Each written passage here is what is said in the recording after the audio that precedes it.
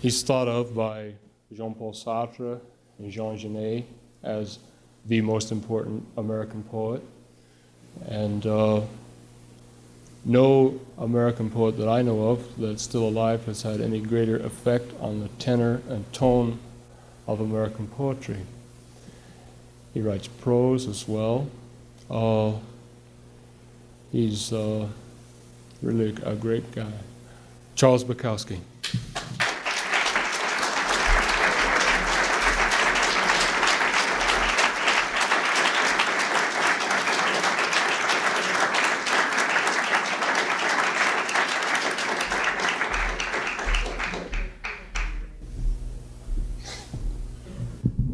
That little girl in a red dress is going to be a red dress? Red blouse, thank you. It'll be a hard act to follow, I imagine. We'll do what we can.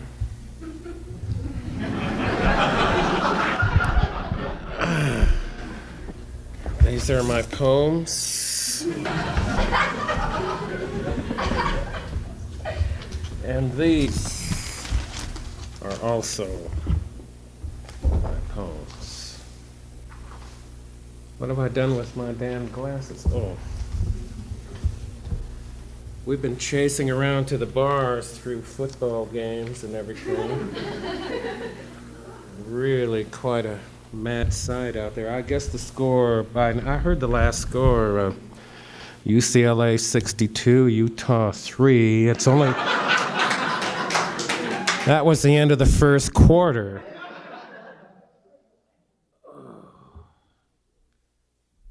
Okay, well, hard on.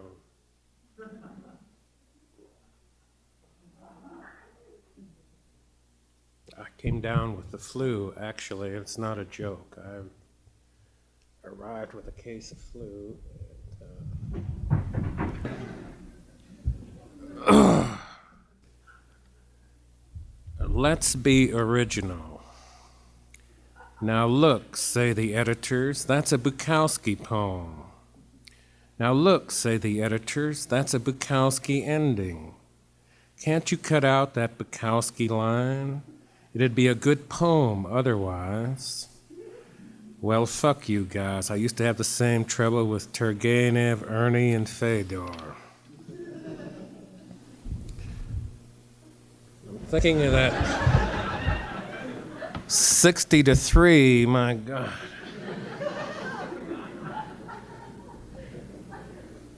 And all those little girls dancing with their pom-poms and showing their behinds for Utah. Okay, let's get to it. Teeth.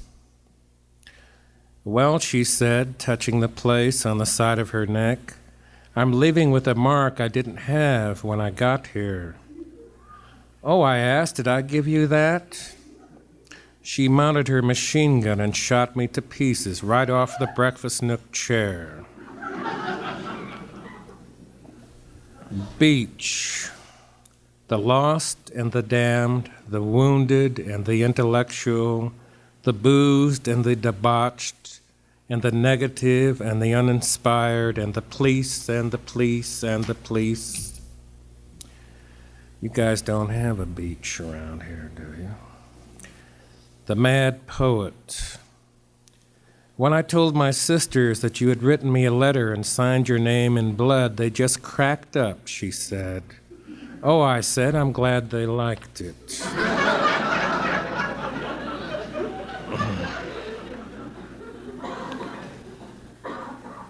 Face of a political candidate on a street billboard. There he is.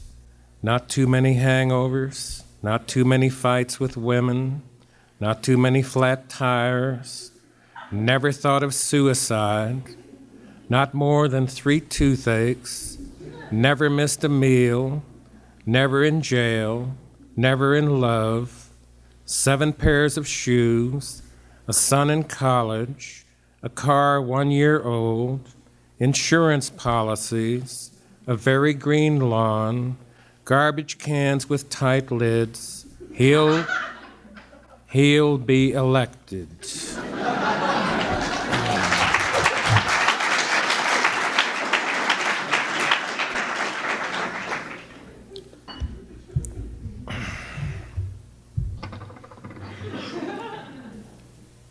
I now live in the whorehouse district of Los Angeles near Hollywood and Western, and when I first moved in, I picked up all the poets have to give the background of their poems before they read them. It's very irritating to me when I hear it, but when I do it, I don't mind it as much.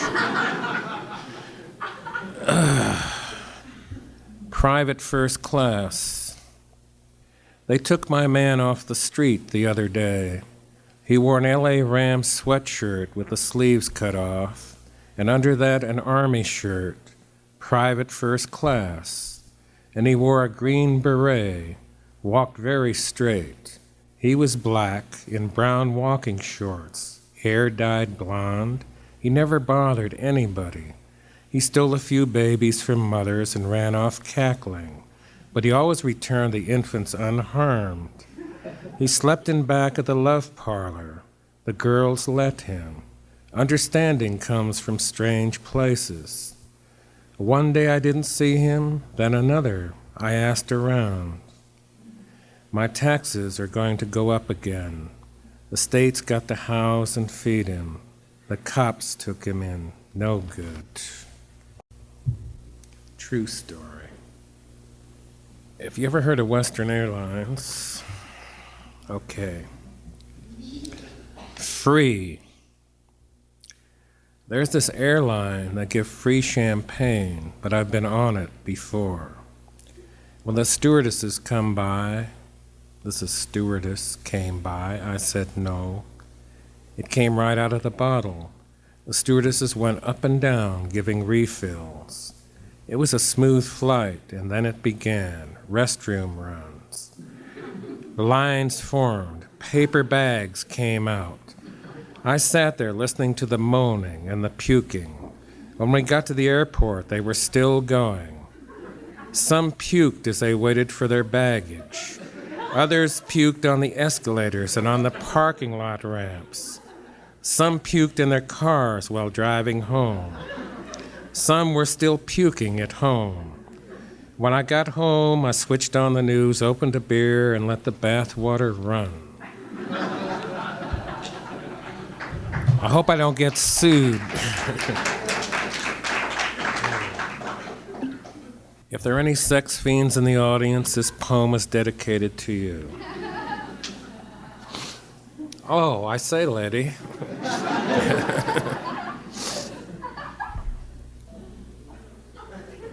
And you too.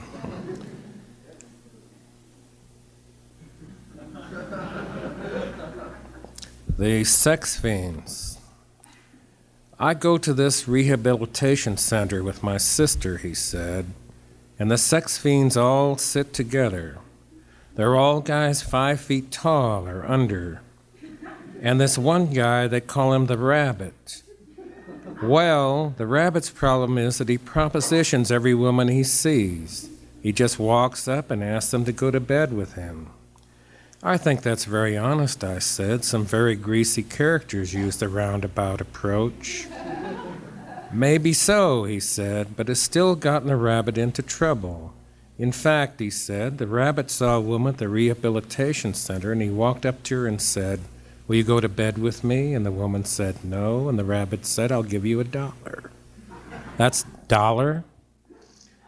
Then all the sex fiends went into the room to masturbate. And the rabbit was working away when the therapist walked in and he tried to rape her.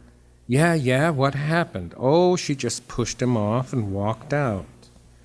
By the way, I asked, what were you doing there? Oh, he said, I'm a sex fiend. I go every Thursday morning at 8 a.m. Do you want to come with me next week? I ought to, I said, but I like to sleep late in the mornings.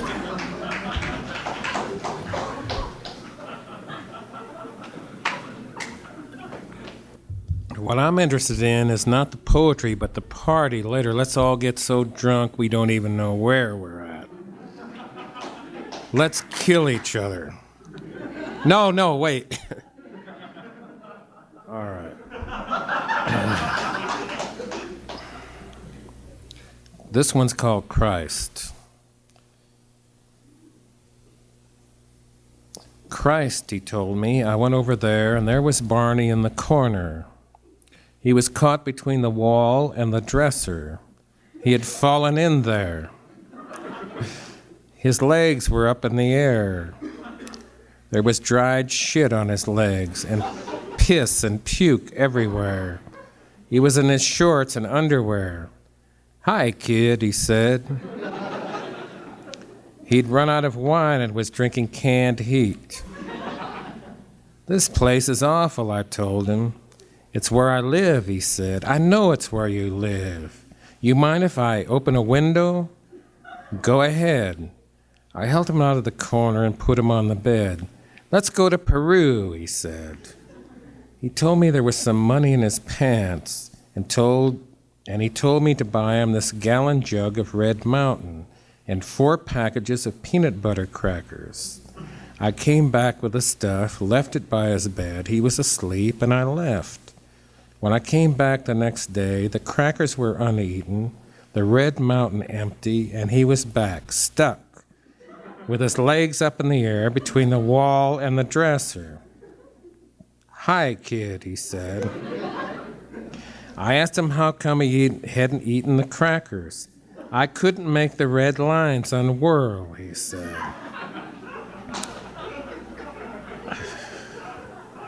I phoned the hospital, and they came and got him and put him in the alcoholic ward.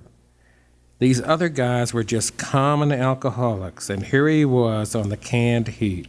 He drove them crazy. Now he's back at his place, drinking Pepsi-Cola and watching TV. That guy really exists.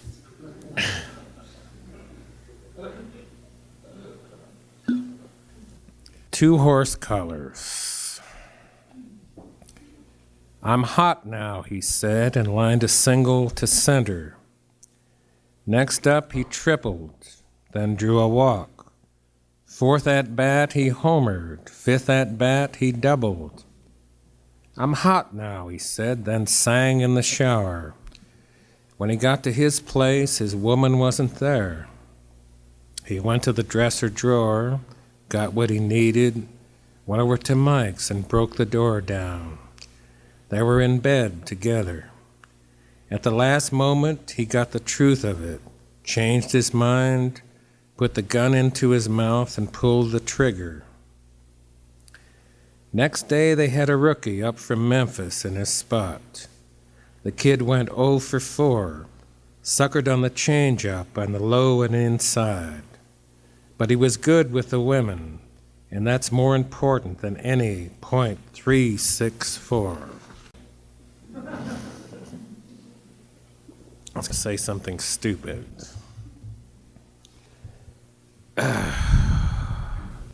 $5.95. This guy brought over this section of rubber that fit over a drinking glass, and you stuck a straw through it and drank. I tried it. It was good beer. The rubber section was shaped like a pussy, including the clitoris. It cost $5.95, he told me. We drank for 3 or 4 hours, then he left. The next day I looked. Is this a misprint? The next day I looked the rubber object over. No, it's just my terminology. Pardon. Let's start all over again. You get your money back in the morning. The next day I looked the rubber object over. We've got it. I took the straw out. The hole was too small. I thought I was slicing it larger with a razor. I rejected that, then threw it on the top shelf of the cupboard. It sits behind me now, and I have no idea what to do with it. You guys think this is a prop, huh?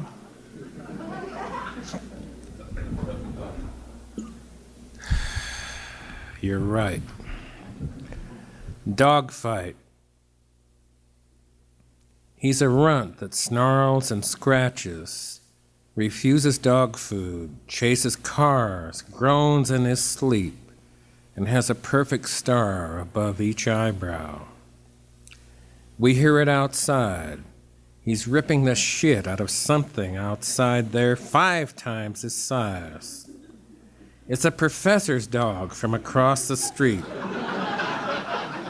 That educated, expensive blue book dog. Oh, we're all in trouble. I rip them apart, and we run inside with the runt, bolt the door, flick out the lights, and see them crossing the street, immaculate and concerned. It looks like 7 or 8 people coming to get their dog. That big bag of jelly with hair, he ought to know better than to cross the railroad tracks. Or should we say, tracks? I muffed it, didn't I? I wrote it. I'm allowed to muff it if I wrote it.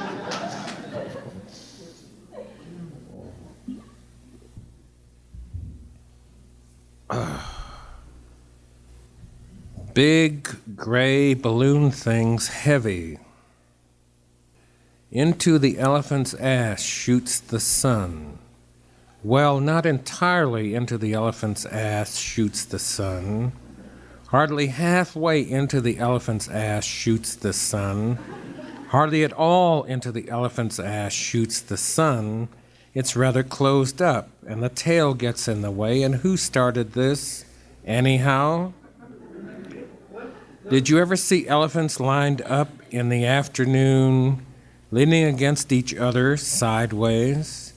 You have to see them from the rear, the way they lean, the way they sway, back and forth against each other. It's like a tide in the sea. They sway, and their little tails flick and flick and flick eternally. And you know, they like the sun. The way they sway in the sun, dreaming, they sway in the sun, but very little sun gets into their elephant asses. This is about all there is to know about elephants.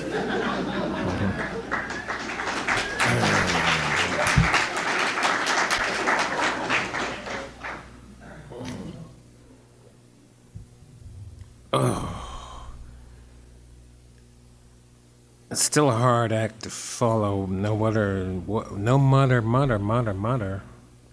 What am I trying to say?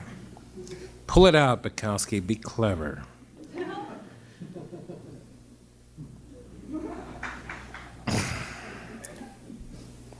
Piss and shit. Sometimes, like now, I think of D.H. Lawrence taking a piss. Now that would hardly be an ordinary piss, would it? I mean, D.H. was really such a snob, you know, for it all. His writing stank of it. I don't mean piss, I mean snobbery, piss snobbery. It's an old trick, writing of life as if you really had an angle on it. I do it myself. I even admire my own piss while I'm pissing. But I really like my writing better than his. Piss and writing were closest to our own. As far as shit goes, I'd have to refer you to Balzac, with Tolstoy in the anteroom, and Chaucer stank a bit too. But as far as shit goes, well, you know, Lawrence, he had the dignified piss. He painted it. They fined him, I'm told, for hanging in the galleries. But as for shit, I tell you fellows, Balzac had it all. But to learn about writing, you gotta pick 1 page out of 30, but you gotta get on the right one. Buy my books and be saved.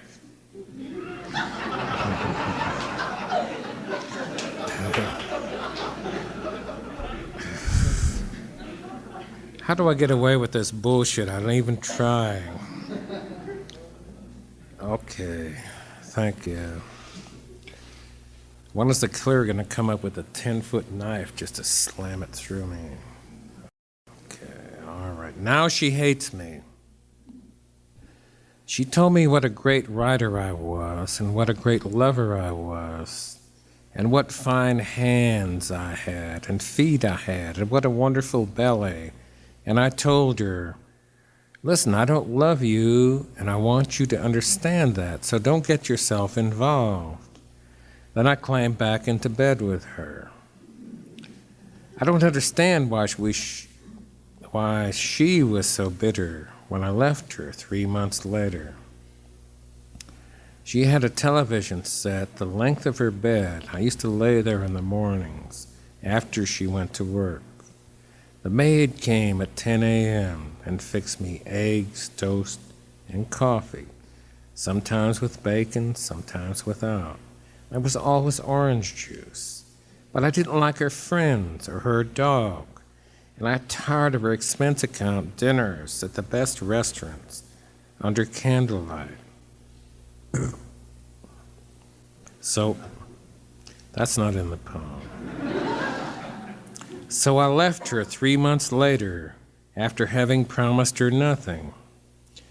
I don't understand why she's still so bitter. I'm still a great writer, and I'm still a great lover. And what I see on the television in the mornings now is any better than what I saw then. But other things are. You know, that dog of hers was really a most obnoxious beast, and after the maid left in the mornings, I used to kick his ass all up and down that Hollywood Hills patio. You guys presumed me too much, though. You got the punchline before I could give it to you. And I resent that. You're being too clever. Well, we have to be a little bit more blah, blah, blah.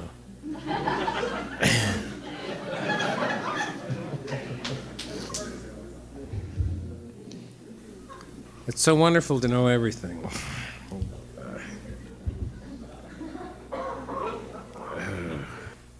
This one's called The Spider. Shit, I need a drink. Fuck it. Wait a while.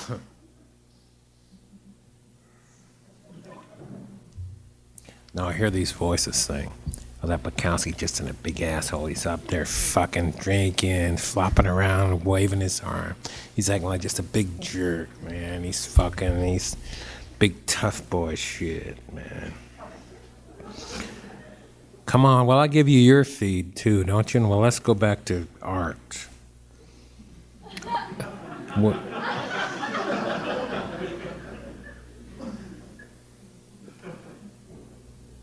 All right, it's called Let's Get the Job Done So We Can Get Drunk, for Christ's sake. That's amazing. Begging, begging, begging. You always beg from your audience because you think the audience is greater than you are, right? Let's call this one The Spider. Then there was a time in New Orleans I was living with this fat woman, Marie, in the French Quarter. I got very sick from drinking. While she was at work, I got down on my knees in the kitchen that afternoon and prayed. I was not a religious man, but it was a very dark afternoon, and I prayed, Dear God, if you give me one more chance, just let me live, I'll never take another drink.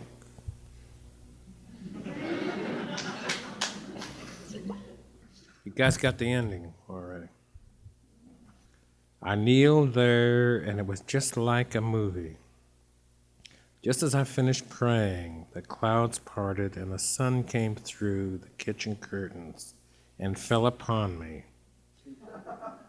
Then I got up and took a crap. There was a big spider in Marie's bathroom, but I crapped anyhow. An hour later, I began feeling much better. I even took a walk around the quarter and smiled at people. I stopped at the grocery and got a couple of 6-packs for Marie. I began feeling so good that an hour later, I sat in the kitchen and opened one of the beers. I drank that, and then I had another one, and I went in and killed the spider. By the time Marie got home from work, I was feeling real good. I gave her a big kiss, then sat in the kitchen, and we talked, and she cooked dinner. She asked me what had happened that day, and I told her I had killed the spider. She didn't get angry. She was a good sort.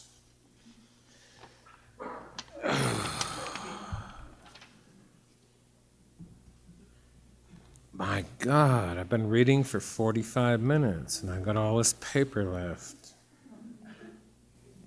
But it's good, I'm strong, and we're all insane, almost. Memory.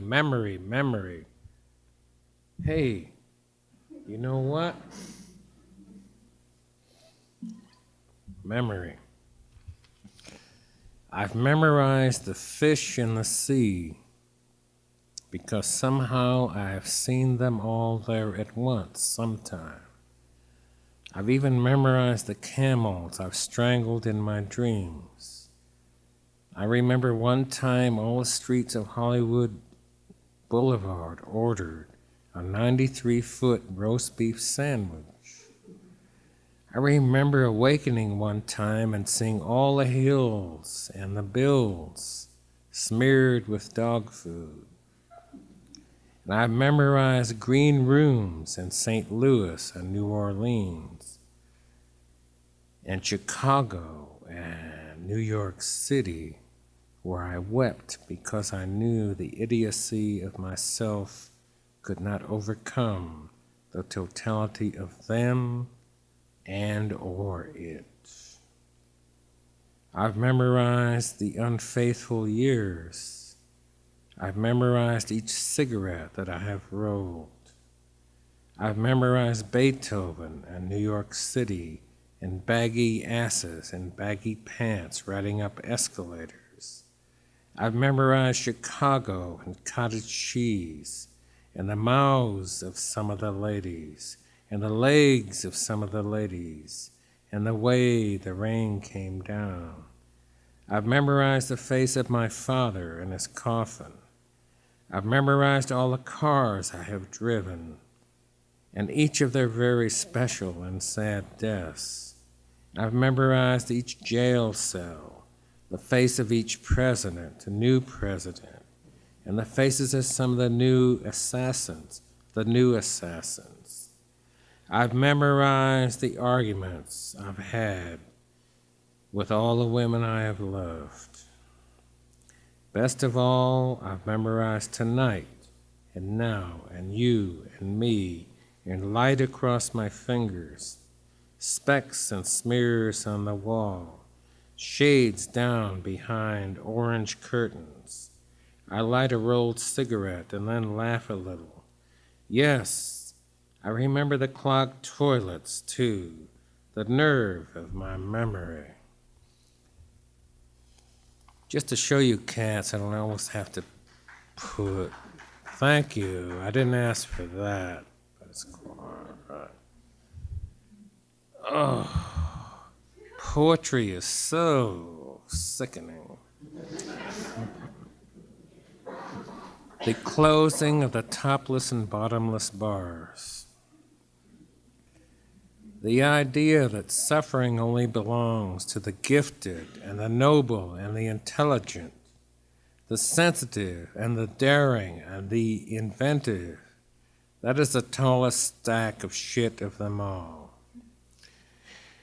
They raided those bars last night, had a Supreme Court order in their back pockets. Backed by the highest court in the land, they swept the girls off the bar tops like dead flies, like dirty napkins. Napkins?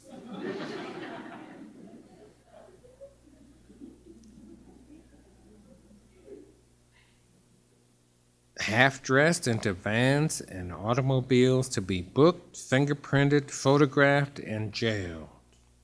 Such a waste.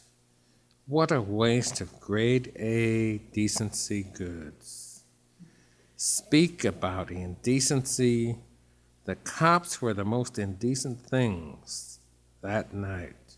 A poor girl can't make an honest buck anymore. All they were doing was bringing a horny night to a lonely man. I've just got to believe those Supreme Court boys can't get it up anymore. You want to know something?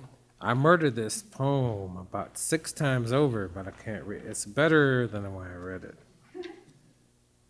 So what I've got to do, I'm too sober.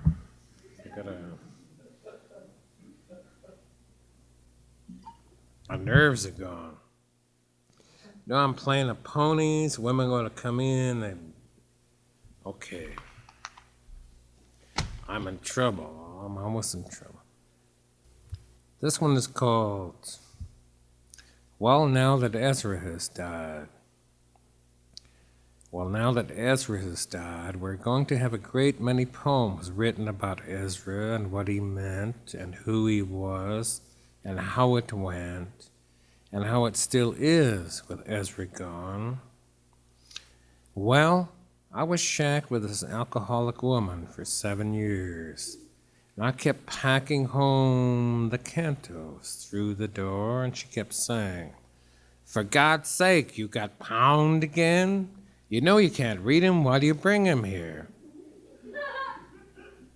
Why don't you bring me wine?" She was right. I couldn't read the cantos, but I almost brought the wine, and we drank the wine. I'm going to have to lay this down. I'm going to have to tell you people something.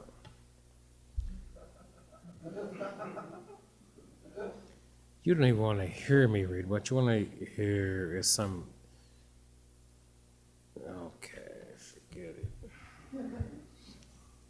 Let's all be good drunks together. Let's get this thing through.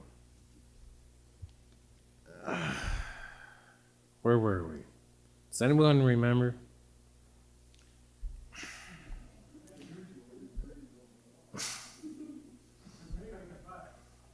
Ezra. What was available in, well, just throw this fucking thing out. We'll start it. We got dozens of them. Here's a better one. Ezra Pond bores me. Anyhow, it always did bore me. Why should I read about something that bores me? Here we go. Rexall cut rate, 4:30 p.m. This woman at the counter ahead of me was dry. Rexall cut rate, 4:30 p.m. This woman at the counter ahead of me was buying 4 pairs of panties, yellow, pink, blue, and orange. The lady at the register kept picking the panties and counting them. 1, 2, 3, 4. Then she counted them again. 1, 2, 3, 4. Will there be anything else? She asked the lady who was buying the panties. No, that's it, she answered. No cigarettes or anything? No, that's it. The woman at the register rang up the sale, collected the money, gave change, looked off into the distance. Then she bent under the counter and got a bag and put the panties in this bag, and one at a time. First the blue pair, then the yellow, then the orange, then the pink. Then she looked at me. How are you doing today? Fair, I said. Is there anything else? Cigarettes? All I want is what you see in front of you there. I have hemorrhoid ointment, laxative, and a box of paper clips.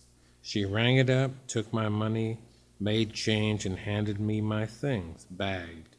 Have a nice day, she said. And you too, I said. God. Listen, you guys, I had a momentary lapse. I was thinking, I'm going to spring back now. I have a tremendous spring back complex. No, I really have. I just let myself go for a while. I'm kind of freaky, kind of like a shit, dead-ass bull. Stick with me. We'll work the program out. I can do it. I have it, and we all have it. Okay, here we go. Doesn't anybody have a 25 fifths of scotch? Jeez. This one's called Vacation in Greece. It was 4 years ago, she told me, and we were on the beach, my sister and I. My sister's 18, and she has these long and lovely legs, and these 3 beautiful men, bronzed and slim, placed their blankets near ours. One was an Englishman, one was a Scotsman, and the other I couldn't quite make out. My sister and I started spreading these oils, on our legs, making these movements, and it was all going well. You could feel the vibes. Then this boy of 12 walked up. He was a bow-legged, scrabbly. He had acne, very scruffy boy. And he started walking to the men, and the men talked to him. And one of the men gave him a cigarette, and the boy stood there smoking the cigarette, not even inhaling. And then one of the men got up and went into the water with the boy. The water in this place is 3 feet deep. For miles, no waves. And the man and the boy went into the water together and stayed a while. Then they came out. Then the men got up, folded their blankets, and walked off. The boy stood there, smoking another cigarette and not inhaling. I shouted at him, "They don't allow children in here. How did you get in here?" The boy pointed to a fence behind us. "It was easy," he said. "You see, there's a hole in the fence." Then he walked off down the shore with his bow legs. Such a scruffy boy.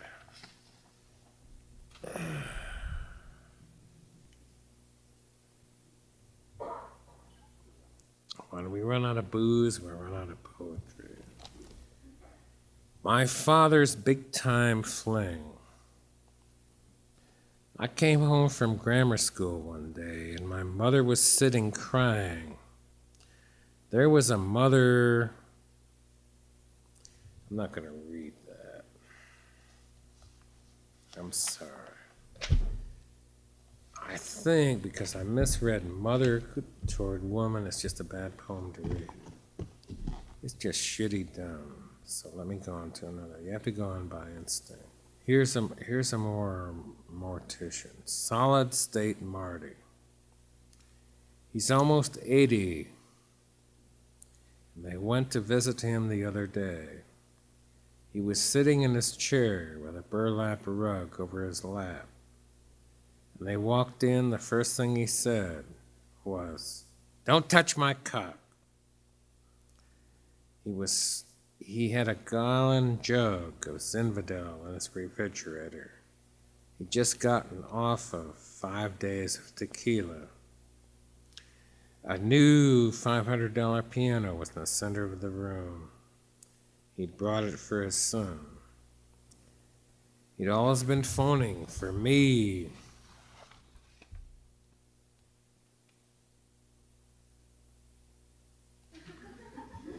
It's not even clipped together right.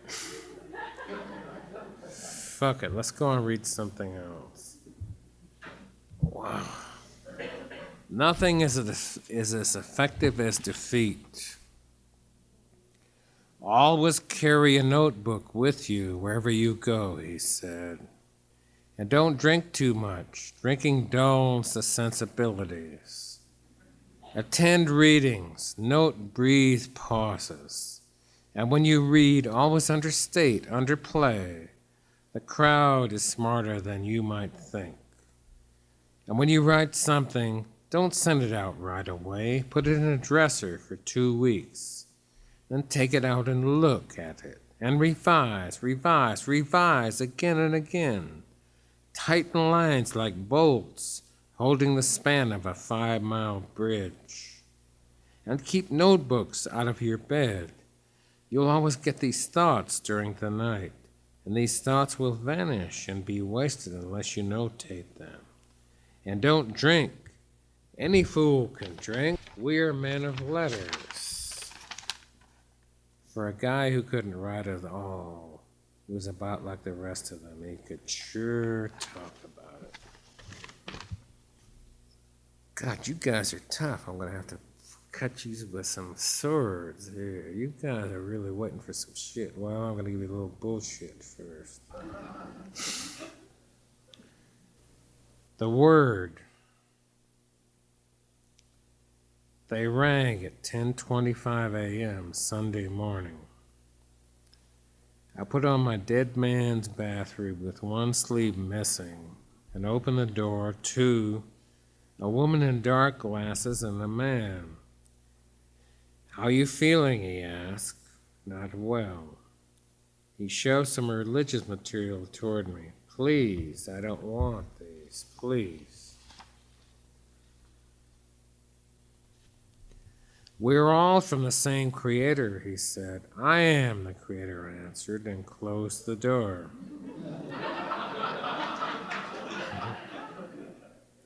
Then he walked down to the other drunk's place in the back and pressed his bell. He told him to get the fuck out and to leave him alone. God's not much of a cure for a hangover. No cagney me.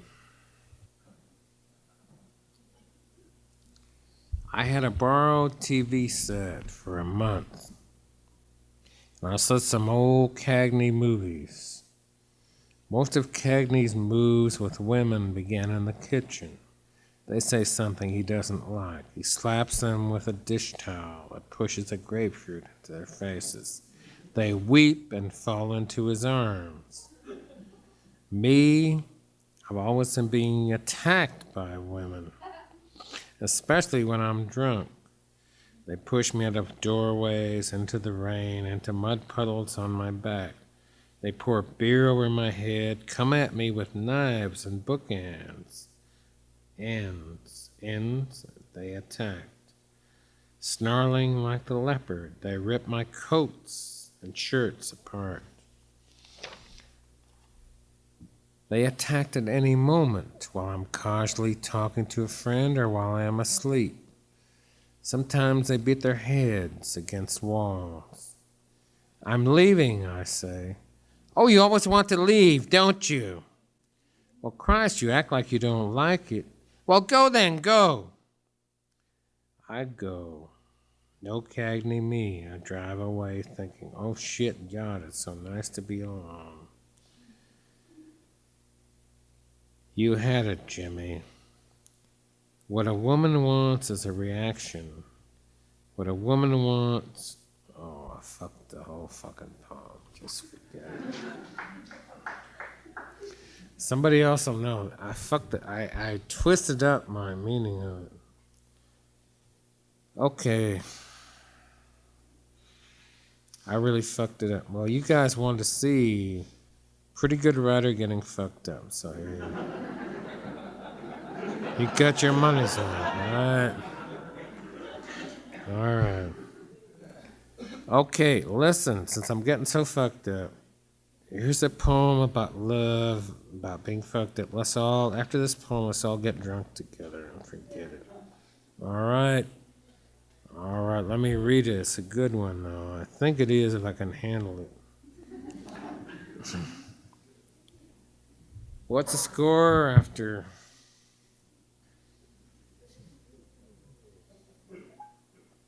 Here we go. It's going to be a tough one, but we'll make it. 3 or 4 pages.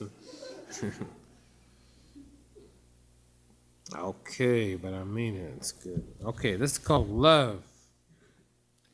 You guys will know what love is, huh? Check this out, motherfucks. Check it. Okay, love. Sally was a sloppy lever.